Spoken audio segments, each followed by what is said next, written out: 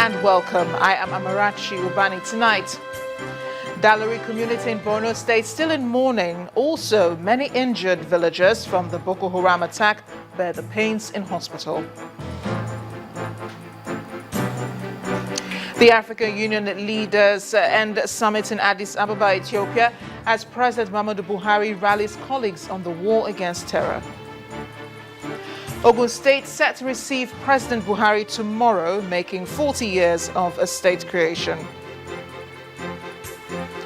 And at least 50 people killed in blasts near the Shia shrine of Sayyida Zainab in Syria.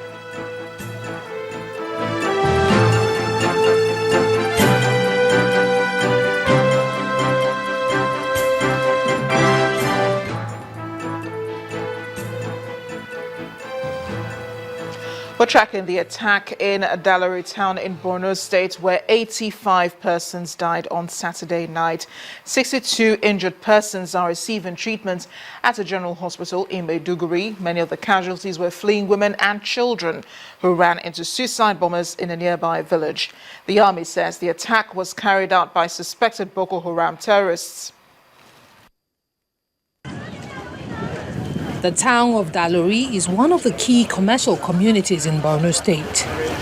The army, in their investigation, say that Boko Haram attacked and plundered the village, destroying homes and property.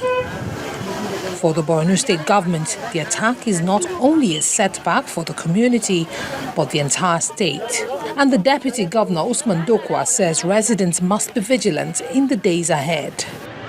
People need to be aware. There must be public awareness, because the incidence of this bomb blast doesn't happen in this incident of the burning of the village, but some meters away. That means once things happen like that, people should not be coming to one place. So that's the most important, is people need to be enlightened about the incidence of these happenings. Some of the shock-stricken villagers narrate how the insurgents, whom they say came on motorbikes and vehicles, unleashed terror in Dalori unchallenged. They came in through the bush, some of them riding on bicycles and some in cars. People ran helter-skelter for safety. Some crossed the rivers behind our village, and we made distress calls to the soldiers, but no help came. They started shooting and burnt the town. They even beheaded some of us and set the elderly who could not escape on fire. A visit to the hospital shows severely wounded villagers, most of them children. However, the attackers were repelled by the army on their way to Bama town, where 20,000 displaced people are being camped. Dalori town is now in mourning as survivors agonize over their losses, even as their own fates hang in the balance. Staying with the attack on Borno, the Nigerian army has been shedding more light on the activities of terrorists. The army, citing eyewitnesses' reports, say the insurgents came in 2 cars, some motorcycles, and started shooting and burning houses. The army also says the motive for the terrorists was to cause rancor and penetrate the crowd with suicide bombers. According to the military, during the ensuing pandemonium, 3 female suicide bombers attempted to make their way into the crowd, but were intercepted and subsequently got blown up. The insurgents are reported to have also attempted to penetrate Dalori IDP camp, but the attempt was resisted by the troops, which resulted in the detonation of an IED by a suicide bomber. Meanwhile, reports from Kaduna say the Islamic movement of Nigeria, also known as Shiites, say they have no confidence in the panel set up by the Kaduna State Governor, Malam Nasir El-Rufai, to investigate the clash between the army and the Shiites in Zaria.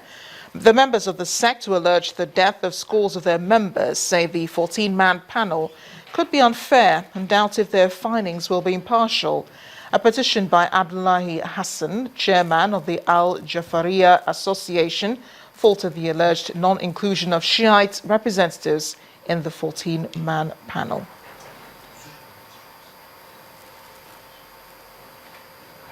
Let's discuss the recent happenings, especially the attack on the town in Borno State on Saturday. To discuss this with me, I'm being joined on the News at 10 by retired Army officer Colonel Hassan Stan Labo. Thank you so much for joining us on the News at 10. Thanks, Amarachi. Well, that blaster happened on Saturday. I mean, well, the figures are still going up because the military is still counting the bodies and so on. But what do you make of what happened in Borno State? The three female suicide bombers who detonated their IEDs and, leaving scores of people dead. Yeah, well, it's quite unfortunate. Excuse me, but the fact remains that has own elements, own army continue to, win the war, along the line, we should be expecting things like this. Frankly speaking, that we said we have won the war does not mean that everywhere will be silent. Things like this will keep occurring, but generally, it will keep decreasing along the line as we forge on, But you would agree with me also that the insurgents have been highly decimated and degraded to such a point that they can only have sporadic attacks like this once in a while coming up. That's just it. Is it really once in a while? Because well, these attacks are becoming more frequent. Suicide bombers making their way into crowds and so on. We've won the war. At least I know that soft targets. The military did say that we should expect Boko Haram attacks on soft targets. But then how do you protect people from these attacks? I mean, people cannot protect themselves. They need the protection of the military or the army. It still takes us back to some of the things I have always said whenever I'm on air.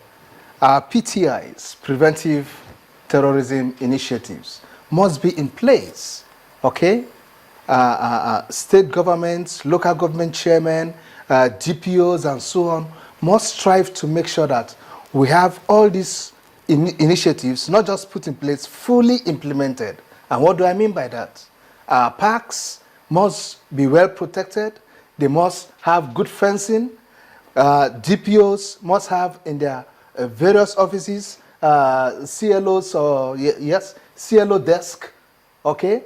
That will members who are manning such desks, officers manning such desks, must always be synergizing with the entire security management team of motor parks and all soft targets within their locality, showing them what is to be done and what is not to be done, setting up these places in such a way that they have this built-in and robust protection against things like this. Of course, we've had the recent pronouncement on hijabs in public places and so on. We make sure these things are implemented, not that it is just been pronounced by the government and we all go to sleep. A lot of things just have to be put in place. Okay? And of course, you need the cooperation of the religious leaders, to make this happen. And members of the public too must be ready to cooperate by way of intelligence, sending forth information, which of course eventually get crystallized into intelligence to be used by the military or the security agencies. Okay, let's take a look now at the dispute between the army and the Shiites. The army had said it owes no one any apology for the incidents, and the Shiite members are saying they have no confidence in the 14-man panel that was set up by the Kaduna State government. I mean, how do you see this going? What's the solution to what has happened? I would want to plead with the leadership of the Shiites to cooperate with the commission of inquiry being set up by the Kaduna State government. Because when you look at the terms and conditions, or terms of reference rather, of the commission, it's quite elaborate, and it's a commission that would, at the end of the day, be able to dig out both remote and immediate causes leading to all this.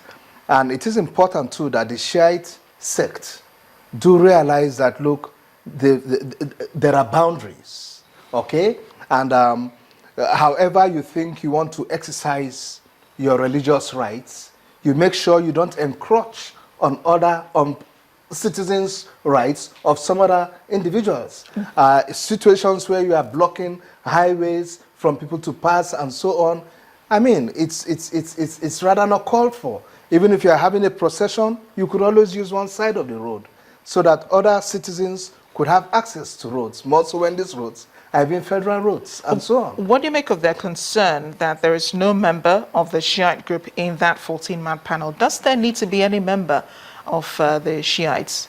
in the 14-man panel that was set up by the committee to investigate?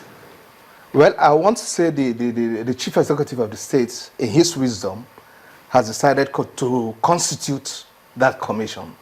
And I want to believe that there must be individuals there that would be able to represent the interests of the Shiite movement. There must be Muslims in that group, and Muslims who, of course, are upright, who would be able to not to take sides and be able to ensure that every stakeholder's interest is properly protected. Colonel Hassan Stanlabo, thank you so much for joining us on the News at 10. I appreciate your thoughts tonight. Thank you. Now in part 2, after the break, Northwest governors battle cattle rustlers. That's in a moment. Please stay with us.